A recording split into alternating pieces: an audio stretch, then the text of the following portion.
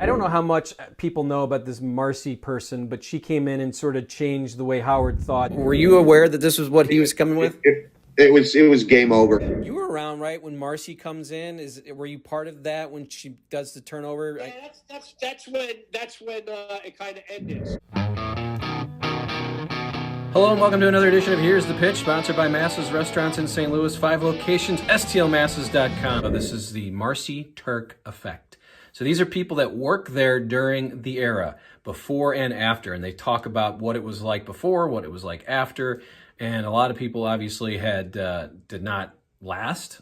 Some were hired after and could tell you a little bit about what it was like during that. I was curious too, so you talked about when you left, but a lot of people talk about that time being a weird time for the show because of kind of the change that was happening, and people have seen Howard's YouTube video that was leaked where he says, I want A-listers, and Marci comes in. Did you get a sense it was a weird time for the show, a weird feeling of change when you, because it was kind of... I mean, anyone who's going to tell you that it wasn't changing is full of shit. Listen, it was different. I mean, you know, one day I was in my own office, the next day I was in Gary's office. Like, I remember my best friends, I spent the weekend at my best friend's out on Long Island. I go to work. I'm sitting in my office. She calls me and she's like, my sister died last night. She had a stroke, massive stroke. She died. Marci comes walking in the office. So you have to be out of here by Wednesday. And I'm literally sitting here talking about somebody who had been in my life for 20 years passing away. And Marci's just like, you got to be out by Wednesday. So I was like, what the fuck? They were going through some major changes too, from what I remember, because Howard had his address around 2013 to the whole staff, and we need to change things. And then Marci comes in. Did those guys tell you, wow, this is really different here? I mean, things are different, or did they? How did it seem? How did the atmosphere seem to you? Well, because I was there before and they're there. It was two totally different things. Now it's much more with everybody that came in now. It's much more structured and much more. There's a very definite, solid structure to it, which with an organization that big, you kind of have to do that. You can't let things get out of control. So there's a definite solid structure to things. And with that comes a little bit more red tape of getting your stuff on the air. But I understand, like, you've got to, the amount of stuff that's getting pitched to Howard, it's got to be cut down to a manageable amount that he actually gets to look at. So it's more structured. Last time it was a free for all. And that came through on the air too. Like, there's things to be said for a free for all, but I understand in an organization that large, it has to be brought under control, and it really was under control. They do have good systems in place there, and they do run a tight ship, and they do run a good organization. However, amidst all the criticism that they get, like, it's no easy task. You're the principal basically at a kindergarten, because all of us were very immature thinking. Got Sal, Richard, me, JD, Shuli. I mean, that group alone. Then you start throwing in Jason and Will and Gary. Like, I mean, could you have a group of more immature guys? Like, Gary is like the most mature one of all of us, and controlling us, which we needed to be controlled at times, is not easy. So I would not want that job, but they have done a good job of putting a structure in there and running a tight ship. I don't know how much people know about this Marci person, but she came in and sort of changed the way Howard thought. Did it have anything to do with Howard TV, or did that kind of that stuff stay? I don't know. I mean, she kind of came around, like, that kind of tail end. So we didn't have a terrible amount of dealings with her. We were kind of our own operation. So maybe that was why things didn't work out, because we were kind of independent and our own operation, and we worked for a separate company. So that separate company had a lot of say in things, at least as far as, like, what we could do and, how we were treated. But yeah, I don't know. I can't say for sure. What? So you were around, right, when Marci comes in? Were you part of that when she does the turnover? Yeah, that's when it kind of ended. So Marci came in and she kind of took over the show, and then Howard didn't re-sign, and that was it. It was over, And to me, I was just like, all right, it's over. Like, I worked there for 16 years, and I was like, you know what? This was a great experience. I work in television, man. I had jobs that were supposed to go 3 years, and they went a month, So shit ends, it's going to happen. So I wasn't really pissed off. I was just kind of like, the only thing I was kind of mad at is that I found out like everybody else on the air. That was the weird thing. It was like, we didn't know what was going to happen. We're like, Doug, what's happening? He's like, I don't know. We don't know. Blah, blah, blah. And then all of a sudden, Howard's like, yeah, we're not going to do the Howard TV anymore. It's done. And we're like, we all turned around and looked at Doug like, what? And he goes, this is the first I'm hearing about it. And it's true that we all found out together. That's my only bad, thing about the show is that that's how I found out. It would have been nice to know beforehand because we knew something was happening, but we didn't know if he was going to stream and keep it on the stream, or we didn't know what the hell was going to happen. So it turns out we found out, and that was it. So I was like, all right, that night we got a call or an email. That's it. We got a month left of production, and then it's over. And we did our last month, and which was kind of great too because Metallica had come in, and we went to the Apollo show, and we're like fifth row, and we're watching the Metallica like right in front of our faces. And then they came in 2 days later. It was a Friday night show. They came in on Monday, or maybe a Saturday night show, whatever night it was. And they came in on Monday, and that was kind of cool too because I was talking to the management. I knew some of the guys from the management of Metallica from Q Prime. And when they came in, Gary walked in with a piece of paper, and he's like, here you go, Brian. And the guys from the management from Q Prime went to Metallica, and they all had them sign the set list and gave me the set list. Cool. That was like a great going away present. I was like, holy shit, a fucking Metallica signed set list from the Apollo, a show that, was a once in a lifetime show. So that was pretty cool. That was a good way to go out. And it's weird. I know, as Gary, that they've evolved. Thoughts on just kind of how it's going? Because I don't think they don't really bring in comedians anymore, right? You haven't been in a long time, and has it been? No, they do more like they're only on 3 days a week, and they got A-listers coming in now. They never used to get Lady Gaga, and Madonna, and Bradley Cooper and stuff like that. They had dirtbags like us. So the show's changed. It's fine. I still do the wrap-up show like twice a year. We're all friends. I still talk to all those guys. I see because I work at Sirius. I work in the Hard Rock Channel, Ozzy's Boneyard. I do a show over there. So I'm always up there doing different shows. So it's all good. Hey, man, the way I look at Howard is like he discovers you, he launches you, and then you're on your own. He gives you that moment. Hey, make it work. Well, I give you all this exposure, and then I'm going to move on from you, and I'm going to bring other people in. That's the way I always looked at it. So I've never had any regrets or be mad at him that I don't go on the show anymore. I'm like, the guy gave me a huge break. I'll always be grateful. Yeah, and like I said, I named those guys off, Craig Gass and Greg Fitzsimmons. I didn't really know those guys at that point. Of course, you guys have all done different things since, but you're right. I mean, you go on there twice, and people are going to know who you are. So, yeah, that was awesome. So again, the show is different now. You're not really on there as much, right? I mean, he doesn't really even have comedians call in or sit in or any of that. No, it's the craziest thing. I would always still relish the opportunity to go in there and volley with them on a regular basis again. But like I said, I don't know. I mean, it just seems like the show is evolving to something completely different. Even when we used to go in there creatively, it was a different vibe back then. I don't know what it's like now. It'd be unfair for me to say that. I just know that I'm called upon every once in a while to do something. Can you do this or do that? And Howard's always been gracious. So, but yeah, it's changed. Well, you did stuff with Tan Mom, right? Yes, I did. Tan Mom. Oh, Tan Mom. Yeah, I did. I did a phone call with her. A lot of people heard. They like that. Tan Mom. I don't like Tan Mom. I don't get it, but that's fine. You're a fan of mine. That's right, Tan Moms. I call it Tan Moms. It was business on why the show didn't come back, right? And contracts, they come and they go, and sometimes they're not always done. But on the other side, on the personal side, yes, I've been there for 24 years. It's a long time. It's probably, I felt in my mind, I was not in a position that, you should find this out on the air, and that's really how we're going to go out. But there was still always the chance the video portion of the show was still going to stick around in some version. So it wasn't really like, hey, you're done.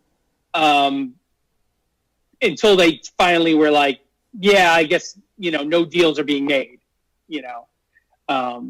yeah, it was really odd to hear it. It was really sad. It was sad for everybody that worked on the Howard TV team, because they, again, everybody really cared about this product and cared about working on the show.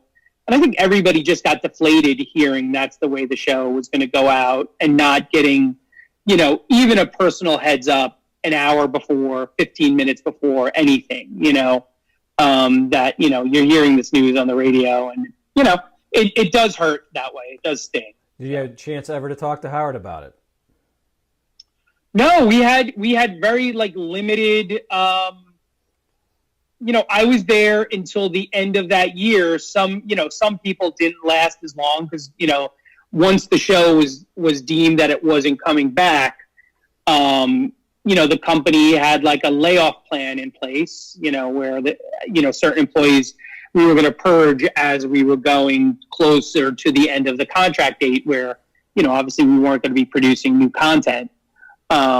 So I was there, I think myself, Doug, and one other person were there to the very bitter end. But yeah, no, I mean, there was a few little interactions, but nothing really. Nothing to speak of. Do you go, what the fuck? Dude, I can't, this is how I've always looked at it. I can't control how somebody else reacts to things. You know what I mean? And I can't put my expectations on somebody else because they're not me, and everybody acts the way they're going to act, and they're never going to change just for me. So I took it as this is the way he is, and this is the way he acts, and that's what it is. And then we move into the 2013, and we've seen on YouTube there's the summit meeting. What was that like as he's sort of changing, and as Gary would always say, evolving, quote, what was the summit meeting like for you when you see Howard on that stage saying, I want A-listers? Were you aware that this was what he was coming with? It was game over. It was game over for me. We were on an attack that was so powerful and so successful. If there was when you do a change like that, you got to show value add. You got to show to the audience why you're doing what you're doing. It's not that it was wrong what he did. It was in the way that it happened that was wrong. So, but it is what it is. It's his bat, his ball, his game. So he can do whatever he'd like to do. So God bless him. Yeah, and you said it was the beginning of the end. The end happened so weirdly. I know you've told this story before, but your father passes away, right? And you've decided this is kind of be my time where I want to maybe take a leave of absence. Tell me that story, because it does really. When I heard this, I'm like, man, that's a terrible way to end it for a guy who's been with him so long. Yeah, it was personal, and I says, okay, whatever, and I just let it go. But it was a moment. It was a lot of things. Both my parents were dying at the same time. That was very hard. I never even knew how to even deal with that, and it was tough. Because I literally dedicated my life to Howard. I moved from Philadelphia to New York on my own dime. I believed in him and what we were doing so deeply, and it was such a part of my life. And when that happened, it was tough. But life goes on. You pick up and you move on. Yeah, so you did move on. But how long does it take to get over not being there? Because at this point, essentially, he just says, you wanted to take a leave of absence, and he goes, I'm just going to let you go. Which, did he ever explain what that was about? But then secondly... It doesn't matter. It doesn't matter. It doesn't deserve discussion. But the thing is, you pick up, you move on. It's not how many times you get knocked down. It's how many times you get up. And it literally, like when the Howard TV crew was cut loose, Doug called me up and said, hey, I just got fired. I'm like, I said, dude, it's the best thing that'll ever happen to you. And he goes, why? What do you mean? I said, it'll take you 2 months to recoup, to get your soul back, your heart back, your psyche back, your sleep patterns back, and all that kind of stuff, because you live it every single day. You're brainwashed. You're living in a bubble. And when you get out of it and you see that there's life outside of it, you go, oh my God, and it really is like a rebirth.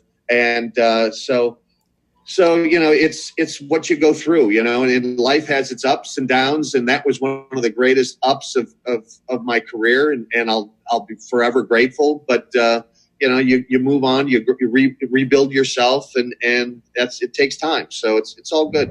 That's what I was going to say, too, because there was a point there where I was sort of in and out, and then there's a Mehmet who shows up, and a Nowicki, and Chris Wilde, all these people that I'd never heard of, and I'm like, where are they coming from, and why is he bringing them all in? What did you think of all this new, or was it, I need younger, new talent? I've got Will, I got Jason, they've been with me for 20 years, but I want some newer, fresher voices.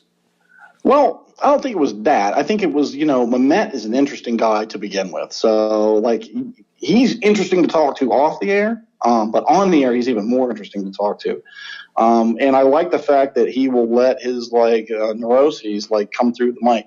Nowicki is just a talented performer and kind of an interesting guy. Like, he can build guitars and set models. And, he's just an interesting, very, very talented guy. And Chris Wilding's one of those other people like me that's completely insane. So they kind of pick the people out in the office that are somewhat on some level interesting or quirky or insane, and that's what Howard can really break down. There's a ton of people that work there that are perfectly normal, middle of the road people, but that's not the ones that you hear on the air. You hear the insane people on the air because that's what's interesting. Like, you don't want to hear the guy that's sitting next to you in the cubicle at Barclays or at the guy that's working with you at Home Depot. That's not what you're looking to hear. You're looking to hear people that are really out of their minds, and I think that's what they look for.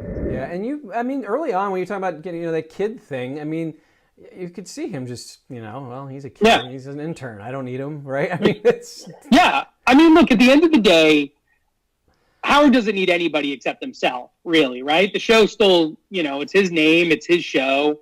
If everybody else disappeared, he'd still be doing a show and be all by himself and just be fine. But I think we did all bring something to that show. I don't think that we didn't have anything to do with its success. I think he would have been successful no matter what, but I do think that there were certain things that people loved about us being on the show that I think, we brought some value to that. Would you have been a lifer there if you could have? Would you have just stayed as long as the party was going? Yeah, what are you kidding me? I'd still be there if I had to, man. That would have been the deal to still work there. But like I said, man, TV shows end, and you just got to move on and do your next phase, and that's what I did. I freelanced around for a while, and I was at the Yankees, I was at the Mets, I was at Boomer Show, I was doing CNN. And this whole COVID thing knocked everything out of whack, and now there's no work. And like I said, I'm lucky enough to be working, but I got 10 more games as of right now, and then the playoffs are gonna go to a bubble too, and then I'm gonna be out of that. So there's nothing going on for me, after this month. Well, we'll drink. Let's just drink. Dude, I've been drinking for 6 months. So have I. Like when I first got there, it was like you dealt with Gary. Then all of a sudden, as a whole, it was Gary then Howard. Then all of a sudden it's all these people, and you don't know if Howard's saying anything because Howard's always been good to me. So I might have fucking got a little loud at the end and did something I shouldn't have, but I was trying to get his attention. I wasn't going to hurt him. You know what I mean? Yeah, you threatened him, right?